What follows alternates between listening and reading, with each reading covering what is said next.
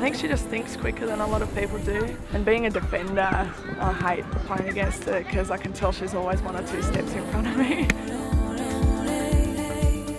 She's probably one of the most agile keepers I've ever seen. She's got extremely long legs, extremely long arms, and she's very focused. She's young, athletic, energised, she's quick. She's actually a good player, coming up in the ranks. She's just amazing. She can do unbelievable things. She can just pull out saves from where you don't expect. She just sort of got that X factor. Her long legs. She has the longest legs in the world. You think you're away from her and this just long leg comes around and tackles you. She just knows a lot. You go to Lids with a question and for some reason she'll just know about it. I think she's just switched on and just a curious kind of girl. There's no reason why she can't be the best player that this country has ever seen. And she's got the ability to pull out saves that I very rarely see other female goalkeepers make. It's fantastic to have 2 Indigenous girls in our team. I think, if they look, any Indigenous athletes want any role models, certainly Lydia and Kaya are up there as 2 of the best.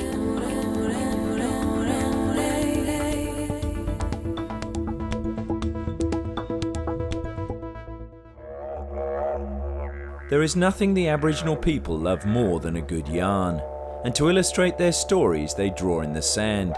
This is called Milbindi.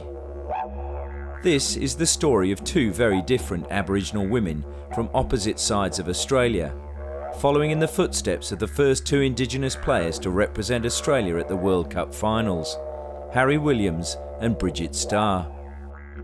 Ever since the first Europeans invaded their land, the Aboriginal people have had to endure many indignities.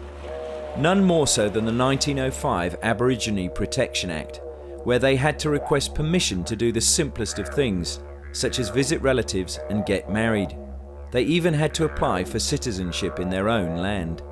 The Chief Protector had the power to remove children from their mothers, irrespective of their parents' wishes, believing that this would give these children a better chance of success in life. The resultant hurt was only eased when in 2008, the then Prime Minister Kevin Rudd apologised to the Aboriginal people, and in particular the stolen generation.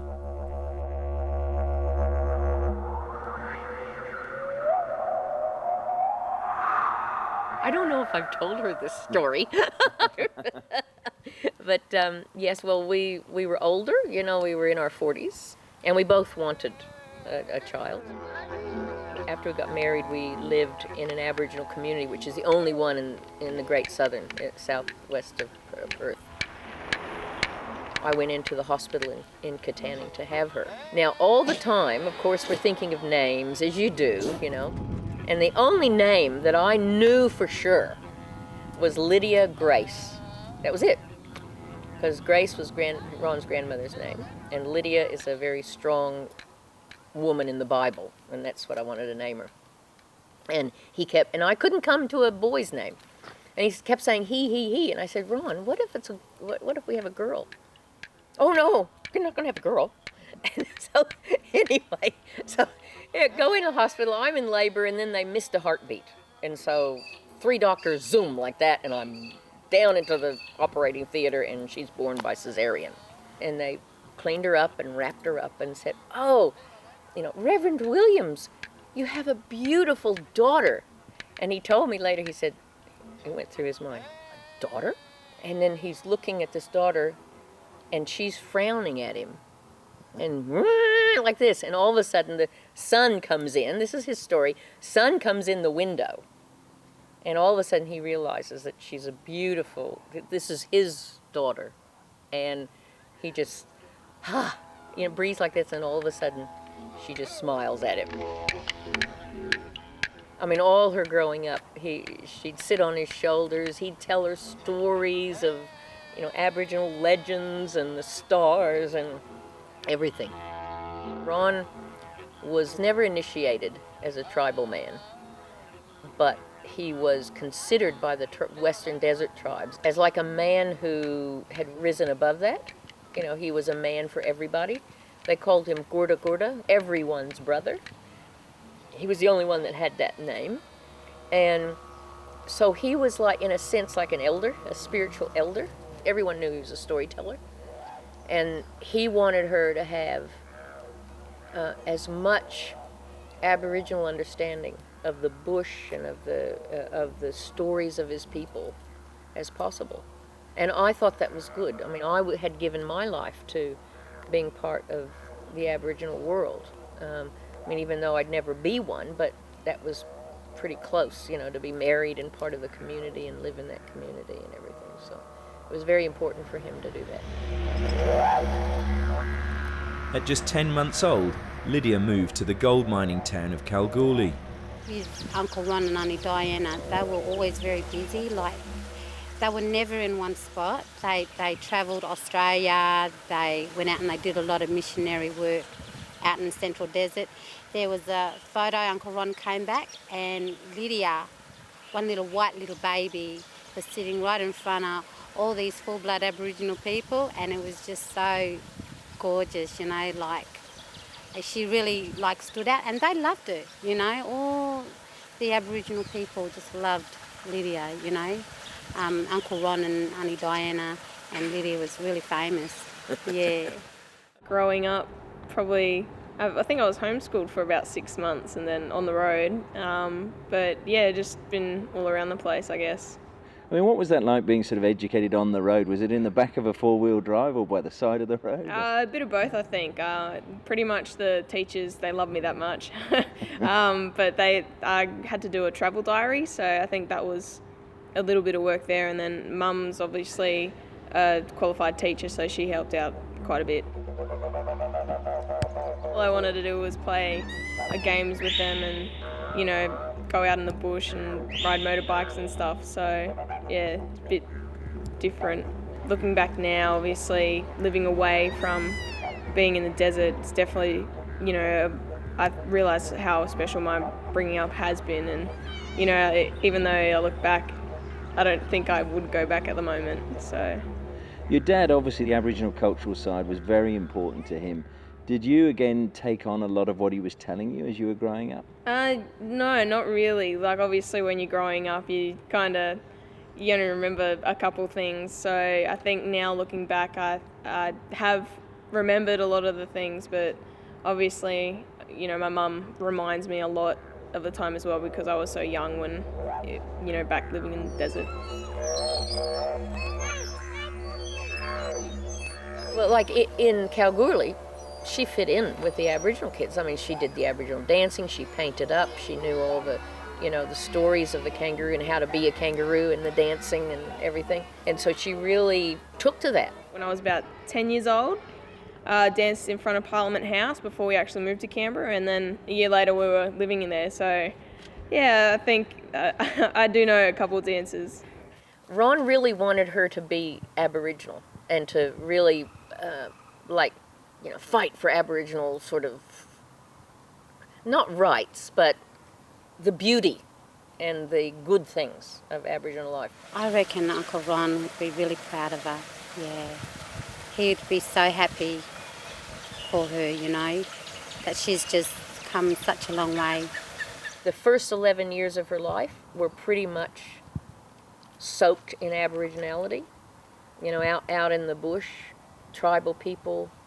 Some of her first words were Aboriginal words. Being in the bush, everyone pretty much spoke, I guess, a bit of slang and not really full Aboriginal dialect, but I only know a couple words.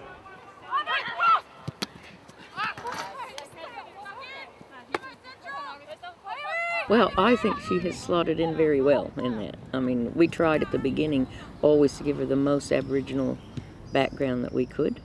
However, when it came to her education, we wanted her to have a good education, so we put her into, you know, a Catholic school, but it was she was the only Aboriginal child there.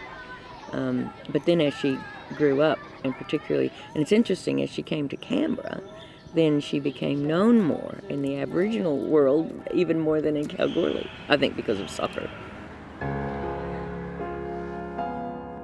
On the other side of the country, in a suburb of Sydney, Kaya Simon's parents were doing everything they could to give her the best start in life. When she was so hypo when she was young, you know, she'd, if I was out doing the lawn mowing, she'd come out and she'd want to do the lawn mowing, and You know what I mean? She was a daddy's girl when she was little, and you know, that's what I loved about her. She used to come out and she used to get into things, you know what I mean, and help out when the others would be sitting down watching television. Kyra would come out and help me around the house, you know, doing the lawn and stuff. She was the fastest runner. He gave her the best and fairest for the, you know, she's only 5, and he gave her the trophy for the best and fairest because she did so much, you know, tackling, and she was a standout in the team. She was very determined, very adamant at what she believed, what she wanted to do. So discipline was really hard with Kaya. We struggled with that for a while. And she was very protective of her sister. Her and her sister were quite close growing up. They were like twins. But yeah, she was a very determined little girl. Kaya was, we're 18 months apart. And when we were at school, like if the little kids would pick on me or something, I'd run to Kaya crying. And then she's like, yeah, which one? And she'd go and she'd bash them up if they were boys, girls, anyone, or even tell the teachers off. I've always taught the kids, the 4 of them, to be proud of who we are and where we've come from. Both myself and her father are both from an Aboriginal background, and both of us struggled as children. So we both decided we wanted the best for the children, but never forget where you came from.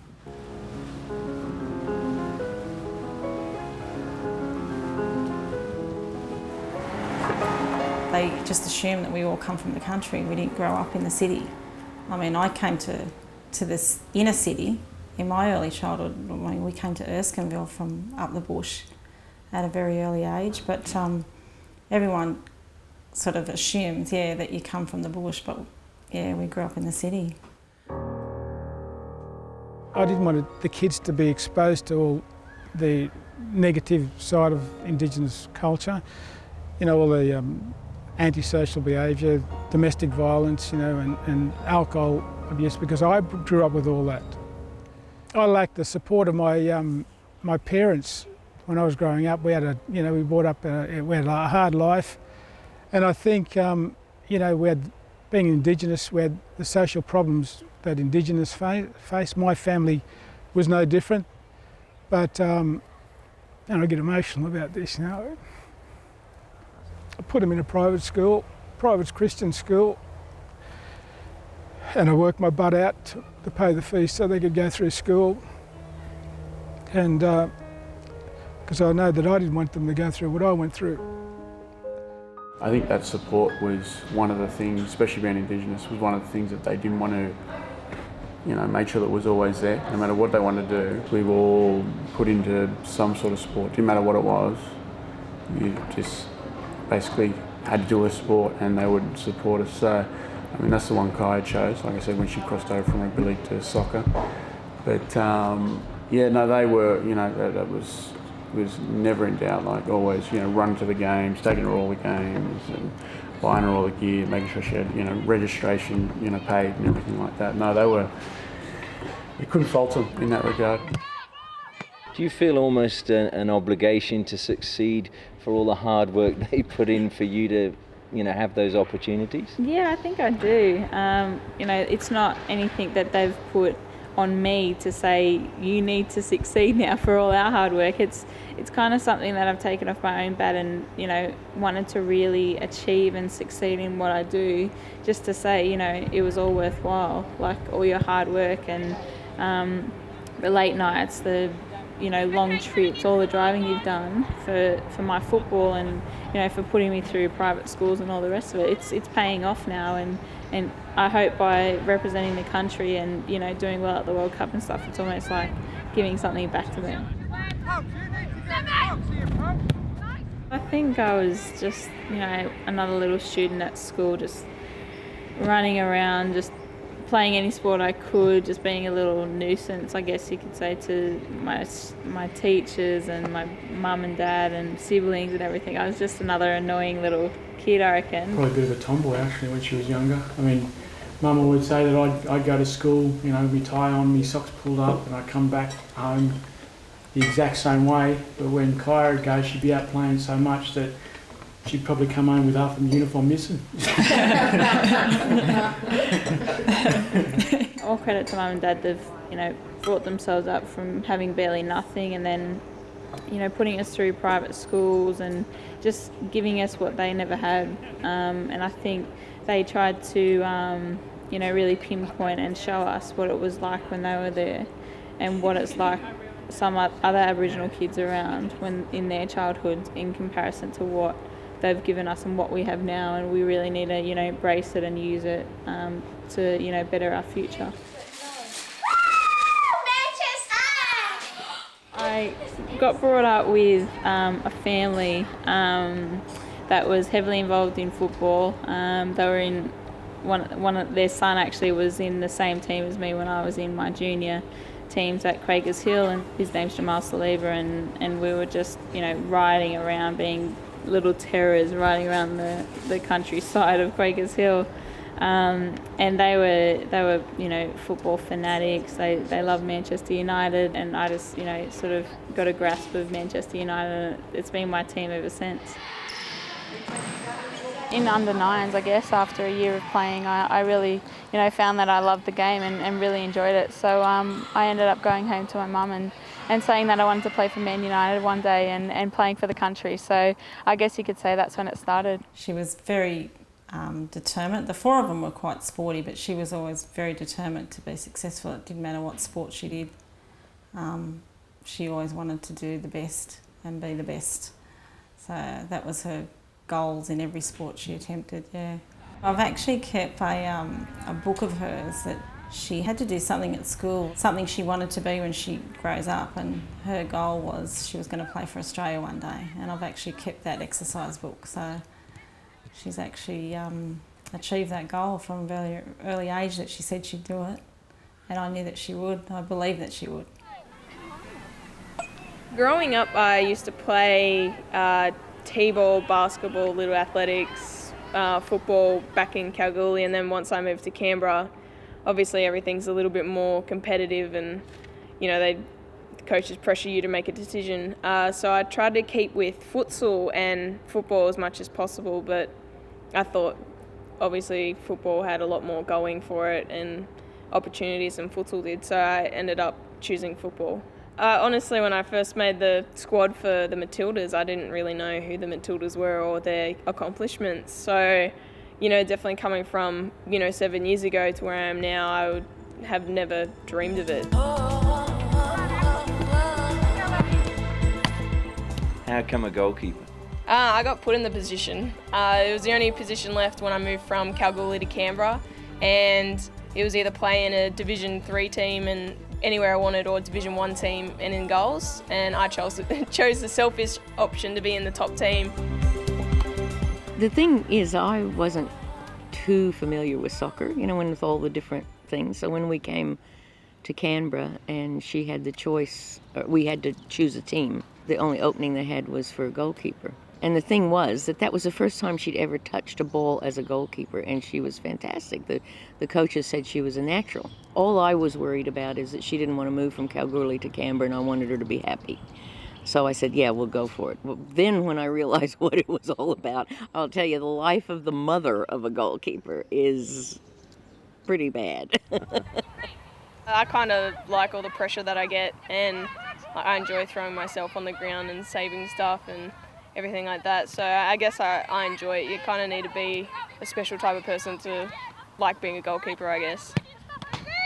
Definitely always being the one up front and wanting to score those goals. I love having that little bit more pressure on you to try score the winning goal, if not any goal in the game. So I love being that player on the end of the ball.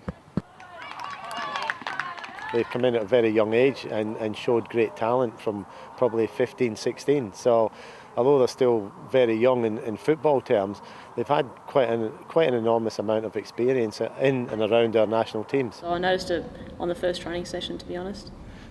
I think she was about 14 years old, and a little youngster come into the team, and she's a very tenacious player, very good with the ball at her feet and very skillful. It was at our first Young Matildas camp, I think, when I was about 15, she would have been about 16.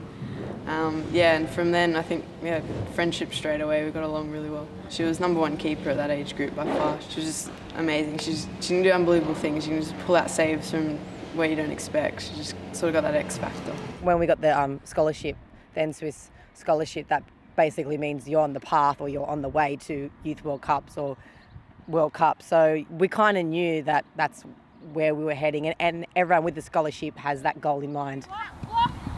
How did the girls first hear that they were in the national team? I got invited when I was 16 and I ended up getting a call off Tommy after the camp and he said, you know, you're coming over to the US with us. So I wasn't expecting anything at that time, you know, being so young. I wasn't, you know, expecting to be in the squad or travelling with the team. When Kai got picked, I knew she always had it there. It's just, and she's still working on it. I know she's got more to offer and she knows that. When I stood up and took notice of her was when she scored the winning goal against Brazil in the Peace Cup in 2008. Just the composure of us coming off the bench and really making a difference and putting a goal away against Brazil is a pretty awesome feat. Kind of didn't know who Tom was, so I guess I didn't really know what to expect, and obviously a little bit nervous. Didn't really even think about playing for Australia, so yeah. If anyone had tapped me on the shoulder and said, well, she's going to be at the World Cup, this is her second World Cup, she's going to be trying out for Olympics, I would have thought, you're dreaming. Kaya's got this ability to do things that you don't actually see from the side at times. She's got the ability to change games, she's got an ability to see and to do things that are completely unexpected. Normally from the side, when you're looking at players, you can sort of tell what they're going to do before that happens. You know, she's also blessed with good skills, quick feet, pretty ferocious shot. But the thing that sets her apart is that ability to do something special.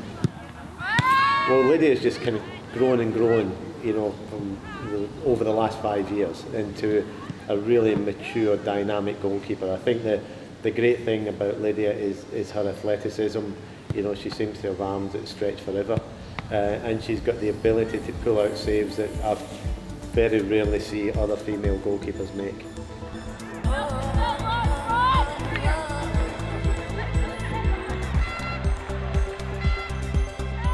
Until it was sort of made known that they had Indigenous backgrounds, we were totally sort of unaware of it in a sense. You know, there's really, you know, no difference between the regular run-of-the-mill players and Lydia and Kaya, just two, you know, normal, straightforward, happy-go-lucky young footballers. No, I wasn't aware until she told us the story and her background, so it's fantastic to have two Indigenous girls in our team. We didn't get too much Indigenous information at school, and it's great to have two players in Lydia and Kaya to get their background. I've spent a lot of time with both of them, especially Lydia. I lived in Chicago with Lydia, and I got to know her background and where she come from and how she grew up, and she'd use kangaroo bones, I think it was, as teething rusks. When we first met, I mean, first appearance, you don't sort of pick it, so it wasn't until a couple of meetings after that sort of became aware that she was actually Indigenous. Coming from both her and Kaya, they have a lot of stories to tell and information that we don't normally learn at school. I mean, coming from primary school, you don't get to know that firsthand, the stories and the knowledge, so yeah, it's really good. Her makeup as a person has been influenced so much by her experiences when she was a young kid and when she was living in Aboriginal communities and going from, you know, place to place, and just sort of, I can just imagine this little skinny girl in the back of the car just like so ecstatic at everything she saw out the window. Could you imagine? Always known that she's had that heritage because she's so damn proud of it. From the beginning I knew that Kaya and Lydia were Indigenous and very proud of their heritage. We don't treat them any differently. It's not like a big deal, we just know. It's just like I have an Italian heritage, and that's why I'm probably good at my football. And, you know, the attributes they get from their Indigenous background is why they're good at football. When you look across our team, we've got a significant racial mix anyway, and everybody just gets on with it. You know, you've got Scottish coaches, you've got English coaches. Don't know if that's a good thing, but you know, and we've got Italian background, Assyrian background, Indian background, players from those backgrounds. So, you know, having Indigenous players is not any different, I don't think. When I was growing up, I guess before I hit puberty, he was my go-to parent. You know, I love being in the bush and learning all about it and living there, and obviously as soon as you hit 13 as a girl, then your mum becomes your best friend. So, but I think definitely a big part of my life was, through my growing up, was definitely influenced by my father. He's only seen me play for ACT, never Australia, and you know, the last 7 years I've been playing for Australia some way or another, and you know, I guess it's been, I think, 8 years now since he passed away. So yeah, you know, it's hard, but I knew he would always be proud of me. That would have been his dream. I mean, if he, there's this saying in Aboriginal life, you know, like when you feel good and proud, you puff up like a goanna, you know, like a goanna goes, like stands up like this, you know, out in the desert, and he'd always say, I'll puff up like a goanna, and he was like that. His dream was that Lydia would have the best of both worlds and be able to represent Australia and Aboriginal people. So Ron wasn't just proud of Aboriginal people. He was proud of Australia. He was the dinky die. Yeah, I think it would have been harder if it was a longer illness or a longer bout of cancer, but the fact that it came so quickly, it didn't drag on emotionally. You know, it was quite tough, especially for Mum, but you know, we both got through it, and luckily for me, both my parents are pretty strong people, so I guess I kind of learnt from them, and you know, I was able to deal with it, I guess, maybe a lot better than, I guess, some people if they were in that situation. Well, it was interesting. I'd say even the first 2 years, it was like Lydia and I were skirting around the issue, because and later as we talked about it, she was afraid to bring it up because she didn't want to see me cry, and I was afraid to bring it up. I didn't want to see her cry. So, but we did have our moments where we just cry together. But then when she was starting to go away to camps and to tournaments, and I realized that so many times she was away was either Ron's birthday, the anniversary of his death, and she had a hard time. She would text me, or we'd talk on the phone or Skype, and she would really be having a hard time. And so Doc on the team was very good with her, and she'd go and talk and things like that. So Lydia's quite deep, you know, she keeps things deep inside of her. So I know when it starts to come out, it's big. It was not all plain sailing for Kaya either. I was playing for Penrith and Peen at the time in girls football, and I was 15 years old and got asked to go up into my first grade game. And I was on for about 10 minutes, and then I touched the ball past this girl that was probably double my size, double my age, and she just cleaned me up, just took both of my legs from underneath me, and I was in agony. I was laying there bawling my eyes out, and me not being the type to ever want to cry or show emotion, I was just laying there, and I just, you know, couldn't open my eyes. I had my eyes closed, and then all these people ran over to me, and everyone knew it was a dirty tackle. Mum was on the other side of the fence wanting to jump over, and it was all happening, and then someone came over to me and was like, "You can open your eyes, it's all right." So I opened my eyes, I looked down at my leg, and it was, you know, swollen like a balloon. It was like there was 2 tennis balls in my leg. So it was my tibia and my fibia that just clean snap, and I was out for 6 months and in a full cast up to, you know, the top of my quad. So that was pretty traumatizing, and probably one of the most serious incidents that's ever happened, and injuries that have ever occurred. Alan Stajic, the NSWIS coach, was one man that definitely had a lot of faith in me and believed in my ability, and gave me a scholarship to go into the Institute program after I broke my leg. So you know, I say it all the time, but a lot of credit goes to Staj for actually giving me a go and taking me on board, and, you know, really taking a chance with me, especially coming off such a horrific injury like that. I had a few comments while I was out saying she'd never get back into it, and she's not going to make it. That's the end of her, you know, career. It's that broken leg, and then that just made me get the hunger to want to prove them wrong. Yeah, I think it was unwavering. It was just a, you know, bit of a speed hump to what she wanted to achieve. I'd always ask her, you know, you still love doing it? Do you still want to do it? You know, and then the day you don't, then give it up. You know, she didn't love what she was doing tomorrow. I'd say maybe it's time to move on to something else. But yeah, no, she's always had that drive. The semi-professional W League commenced in 2008, and it has not only seen a change in the profile of the women's game, but a change in attitude as well. Before the Westfield W League, like we had the National League, which sort of folded and then come back and then went away again. So it does give us good opportunity to play competitive football with each other week in, week out. I have expectations of my own personal performance. I picked her brain a little bit before the W League last year, and she kind of told me that, you know, she had a few in mind, and she ended up achieving all three of them. So I don't think she scored a goal every game. She was one short, but she wanted to get a hat trick and then get golden boot. So she definitely did that, plus all the other awards that she got. So she definitely said she wanted to score a goal at the World Cup.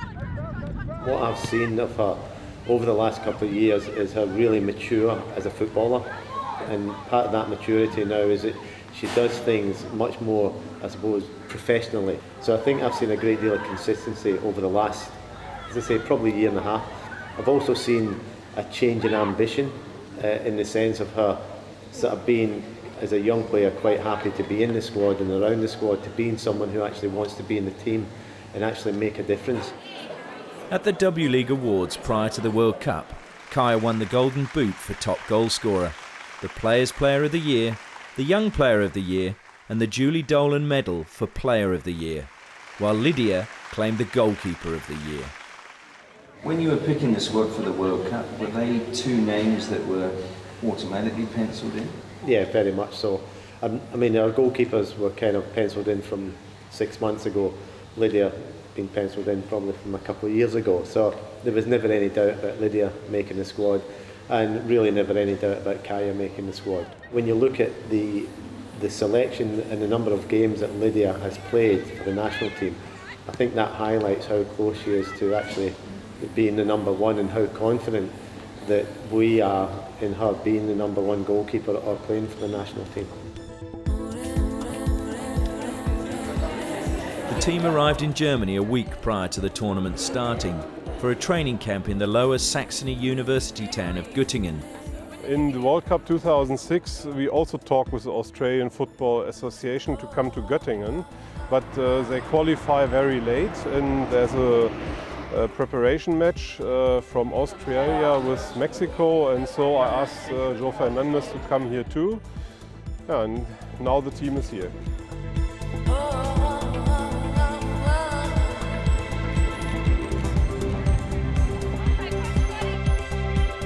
Here they would play 3 warm-up games, the first against a local representative team. Kaya was to play no part in the game. I had a bit of a niggle in my calf, so didn't really want to risk anything by playing that game, but not to worry. You know, my eyes are set on the friendlies and then obviously the Brazil game. Lydia started on the bench and was introduced late in the first half. Coach Tom Somani was far from stressed, as a Tamika Butt hat-trick set up an easy 6-1 victory for the Australians.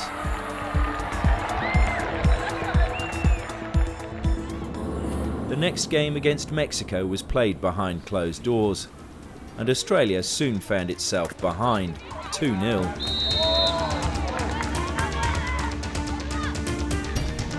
But the team fought back to equalise before half-time, with the first goal coming from Lauren Colthorpe and a second from Sally Shippard.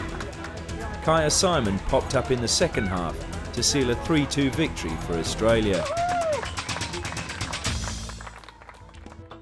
Next stop was Wolfsburg, a city named after its castle which was built in 1600. It is most noted for being the home of Volkswagen.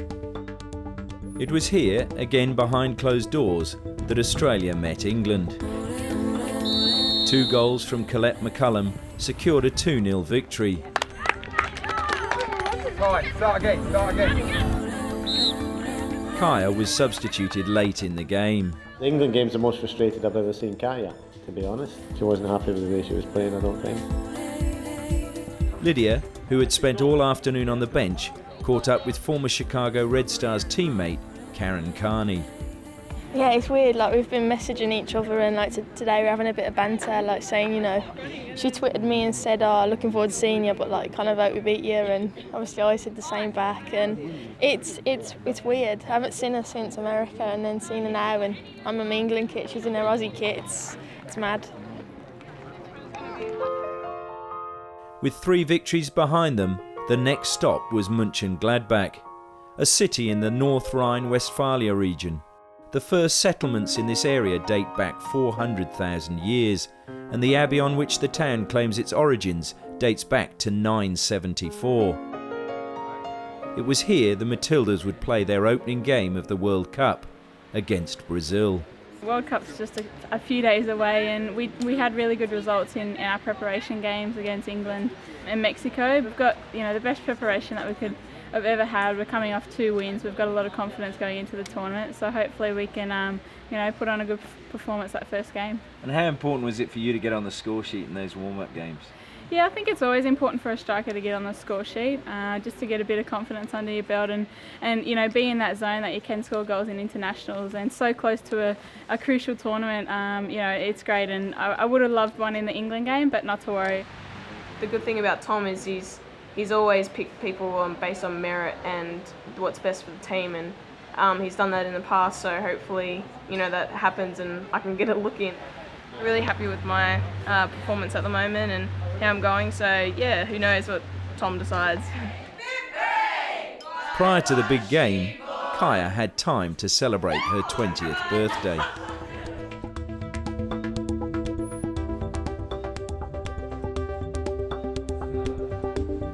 I picked the team and named the team last night, and you know, I think it's important, particularly getting into the first game, when I made up my mind to inform the players so that they've got, you know, a day or two to, you know, get themselves ready for the game, and ones who are obviously disappointed at missing out in the starting 11, I've got a day or two to kind of just sort of, you know, get back on an even keel again. Kaya's in the starting lineup. I don't think there was ever much doubt that she wouldn't be in the starting lineup. You know, she's been in tremendous form all year. She's been in tremendous form in the games that we've played, and you know, we hope that she's going to be a potential match winner for us in this tournament. Melissa is the goalkeeper for this game. Melissa's our captain, our #1 goalkeeper at this particular moment. But you know, we're in a position where I consider us to have 2 #1 goalkeepers. A goalkeeping position is a funny one, in the sense that if we could have 2 goalkeepers, it would be an easy decision. But you know, in relation to Lydia, I think she'll be ready to go when the time is right. People have kind of sized her up to be like Marta, but you can see just the way that she plays and the way that her brain works, that I think she could be the best player in the world.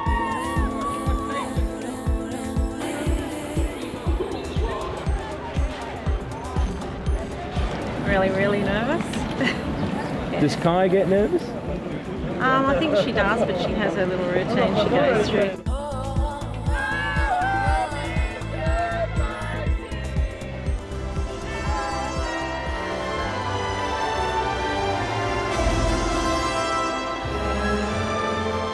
In the 23rd minute, Kaya almost gave Australia the lead. But the Matildas were to lose 1-0 when hesitation in defence allowed Rosanna to score for Brazil. First taste of World Cup football, how do you feel now? Yeah, good. You know, first game against Brazil, you don't really know what to expect but world class. So, you know, it was a good one and a good welcome to the World Cup. And you know, I think we even could have came away with a win, but we were just unfortunate not to finish some of our chances, and they fortunately were. So, it's definitely a great taste, and I love it, and I love the adrenaline and the atmosphere in this stadium, and I just can't wait to go on to the next game and get a result out of it. I was spewing when my number came up on the sub board, but Tommy's got to make some decisions and, you know, make some changes throughout the game, and I just want to stay on there and, you know, make an impact and score a goal or set up a goal and, you know, just really impact the game. Yeah, Kaya did great, ruffled them up a bit, and the combination and the work between her and Lisa was pretty good. Disappointed with the goal, like we said, but you know, we created chances, and you know, one of the top 2 or 3 teams in the world. We give them a real run for their money. I think, yeah, it's still, I'm still trying to process it that I'm actually at a World Cup and I'm actually achieving my goal that I set when I was 8 years old.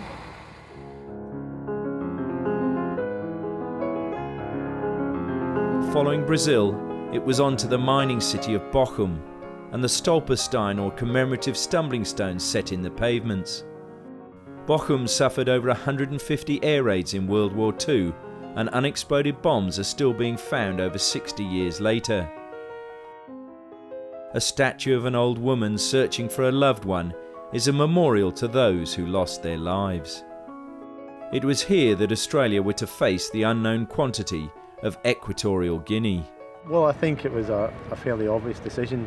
This is her second World Cup, and I've said all along I think we've got 2 number 1 goalkeepers, and I think it's very important for players like Lydia to experience an actual game at the World Cup, for her to experience that kind of pressure and that kind of environment.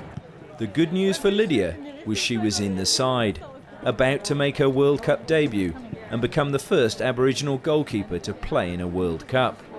Pretty exciting. Obviously, I think I was probably a bit nervous yesterday than I am feeling today, but yeah, definitely probably going to be a different feeling tomorrow. So I'm really excited to get my first World Cup start. Banned my mum from talking to me so I can concentrate and focus for the game tomorrow. So yeah, I'm feeling really good about it. Kanye will be starting on the bench tomorrow, and that's not performance related. You know, I think if you look at our history in major tournaments, we try to sort of freshen up the squad, and we also try to be in a situation that we've got potent players on the bench who can come on and change the game, and Kaya's one of those players. Attending this match was former Socceroos World Cup finals coach Rally Rasic. You were here in 1974 and Harry Williams was the first male Aboriginal to play in the World Cup. We've got 2 girls playing. How do you feel about that?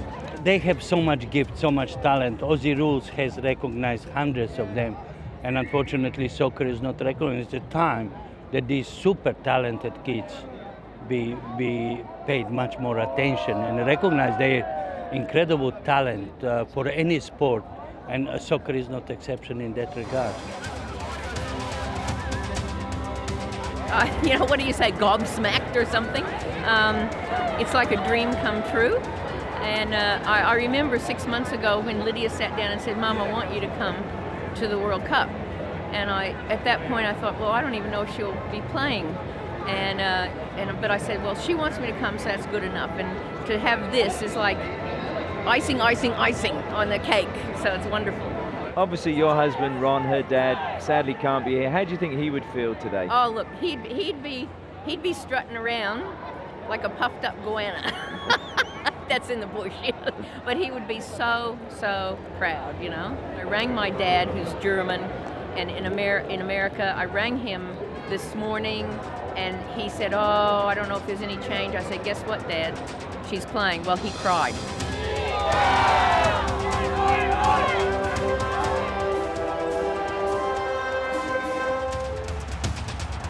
The Matildas made the perfect start against Equatorial Guinea when Lena Kamis opened the scoring. But a defensive error let the African nation back into the game. Australia led 3-1, but another defensive mistake made it 3-2. Coach Tom Samani was relieved to hear the final whistle. Lydia, obviously your first game at a World Cup. I'm sure you would have loved to have kept a clean sheet. You know, obviously, 2 one-on-ones, it's a bit unfortunate, but, we got the right result that we wanted at the end of the day. What about the fingertip save that you had? I mean, that was going in the top corner. Yeah, that turned into a goal kick. Yeah, so, I guess the right result came out of that one all around. Happy with my performance. Wish I could have done something a bit more with the one-on-ones, but, I guess the strikers more, favoured to score than the goalkeeper saving it. I thought she did really, really well. She was solid in there. The 2 goals she couldn't do anything with, and she made a magical save in the top right-hand corner that was, I was in a perfect angle, and it was just a wonderful save. And at the end of the day, we got through the next round. Well, we're still in the tournament, I suppose, and it was a fingertip away from being out of the tournament. So, and that fingertip was hers. So, yeah, I was pretty happy with it.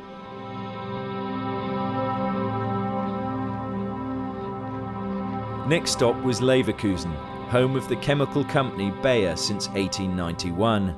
The city is now linked strongly to the company. It was in 1958 that one of the largest advertisements in Europe, the Bayer Cross, was erected.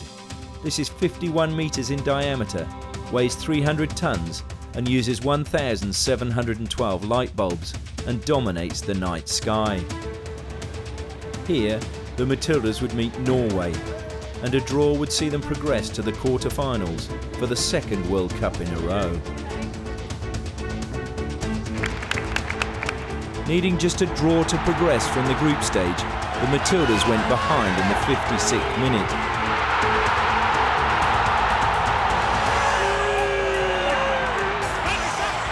But within a minute, good work by Lisa Devana set up Kaya to pull Australia level. With 3 minutes to go, Kaya scored her second.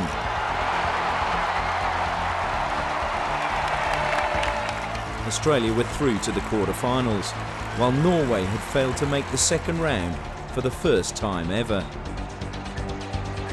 Your shoulder, what happened there? Did it pop out? Yeah, well, I strap it for every game, and it just, sometimes decides to pop out if it gets caught in the awkward position that it did in that game. But it was out for a bit, and then I was just standing there waiting for it to pop back in, so it just went straight back in. You said you wanted to score a goal at the World Cup. You've now got 2 in one game. I mean, how does it feel, and does it live up to expectations? Yeah, it's an amazing feeling. I don't think I've had a crowd roar so loud when a goal of mine has gone in. Also, first Indigenous player to score a goal, male or female, at a World Cup. That's a pretty special one as well. Yeah, I didn't know that, but yeah, that's a big honour, and I don't think I've really sat down and thought about the game yet, and really let it sink in. But it's just an amazing feeling, and it's indescribable. After 2 goals, everyone gave her cheers and claps and everything, and I walked up and gave her a hug, and I said, "Oh, so you scored 2?" And she said, "Oh yeah, finally." Like she was just, I think she wanted to do it just to calm herself. Like it wasn't even like I talk about all the support and everyone else watching everything, but it's just like fine. She did it for herself. I think that's probably how she maintains her composure with it all.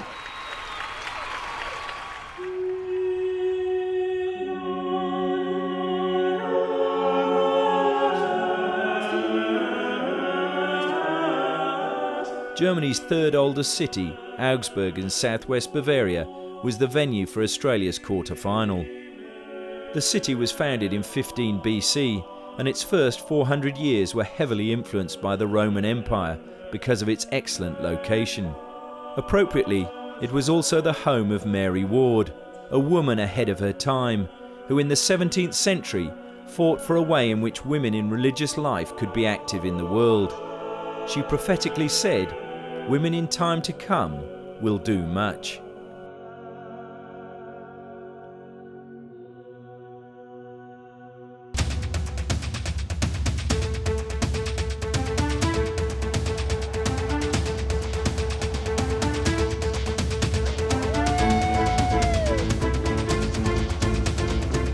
Despite the team being relaxed and confident, the Matildas made the worst start possible,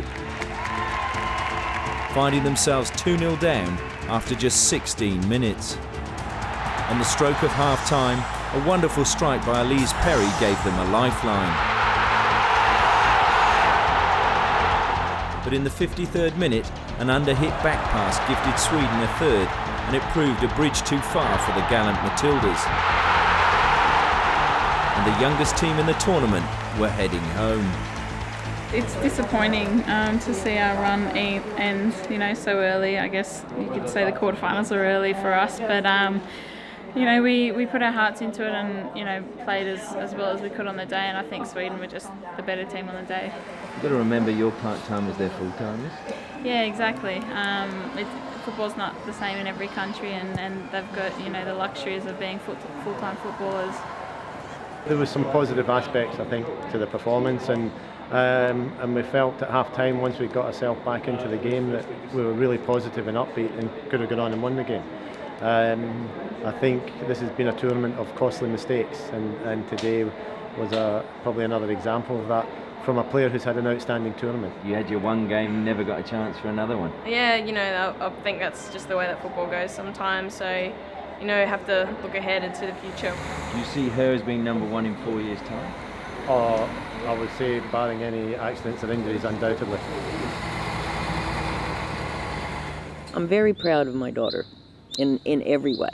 Everyone's, so proud of her. Again, it comes back to, young, Indigenous, soccer player on the world stage in the Matildas. And on top of that, it's not like she's coming off the bench. I mean, she's up there in the front line. She's, kicking ass. From my disadvantage to Kaya's success, I suppose, it's been a long road, but just the way Kaya speaks, the way she handles herself, she's blown me out of the water with her ability to not only communicate, but her sporting ability. She's just a well-rounded kid, you know what I mean? And she's wonderful. Once back in Australia, what were the girls' reflections on the tournament? All of us were disappointed that we couldn't have got further. And saying that, we have a lot of things to be proud of. We jumped to 9th position in the FIFA rankings. Well, one of our players got in the All-Star team, another one got the youngest player of the tournament. So there are a lot of positives to come out of it, and usually you don't see them until after the fact, when you get knocked out. Before the tournament, I wanted to go further than the girls did in 2007, and to not achieve goals that you set before the tournament is disappointing. What needs to be done to encourage more Aboriginal people to play football? In Indigenous communities, there's a lot of talented sports people, and whether they know it or not, they've got that natural talent. They're not sure how to use it to the best of their ability, and to really, use it to get them places and to move forward in their sporting ability. You go out in the communities, they're like climbing all over you, and they just want to do something. They just can't sit still. Yeah, can't sit still, not at all. And I think that they want to do something and they're willing to do something to learn something new. I think that kind of gives us a bit of an edge to, kids in the communities are not watching TV, they're playing a football. I just attended a grassroots FIFA conference in Alice Springs, and the thing that they kind of brought up was that AFL, they go out in the communities and entice the kids to play AFL, and that's how come there's so many Indigenous players playing AFL, and rugby as well, where football hasn't reached to that stage yet. But, there are strategies coming in place to do that, but, I guess it's just a bit of a slow process. I attended a strategic forum that the FFA held, and they're really putting in good, solid strategies to, get more Indigenous kids participating. And Warren Mundine and John Moriarty are two, main big heads. And they did mention that they had that exact same forum a couple of years ago, and not much has changed since that one. The main thing that they got out of it was, we can't just, give lip service this time. We actually have to do the actions and put these strategies in place to get the results. Frequently, the success of Aboriginal athletes is put down to natural talent, ignoring the fact that these athletes have to work just as hard to reach their goals. It has been a lot of hard work, and it still is a lot of hard work, and you've got to be dedicated to do that and really love the sport. Willing to do it too. And willing to do it, yeah. I think that's what makes us different to a lot of the mainstream athletes, is that we do put in as much hard work, if not more than the other people in the team, but it's that natural edge that we might have on top of that. Both of us haven't reached the peak of our game yet, and no doubt that we'll hopefully be in the team for a while to come and inspire a lot of other Indigenous girls to come through the ranks. It's exciting for what the future has to hold, and hopefully we can influence the whole country and prove our point that we don't need to be taken out of our families to represent your country.